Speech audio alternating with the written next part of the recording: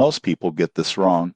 They think Varo is just a typical payday advance or buy now, pay later app. But the surprising truth in 2026 is that Varo has expanded into a versatile financial platform offering early wage access, flexible installment options, and spending management tools designed to give you more control over your money. Here's how Varo works. First, it allows you to access a portion of your earned wages before payday, usually within hours. This is ideal for emergencies, unexpected bills, or urgent expenses. Second, eligible purchases can be split into smaller installments over several weeks with flat, predictable fees instead of traditional interest. That makes budgeting more straightforward and avoids nasty surprises. Varo also provides spending dashboards, alerts, and reminders to help you stay on top of upcoming payments. These features encourage responsible use and reduce the risk of late fees. The downside, overusing Varo can be costly. Frequent advances or missed payments can add up quickly, and relying too heavily on the app may mask deeper financial challenges instead of solving them. Tips for responsible use. 1. Only request advances or installments you can realistically repay. 2.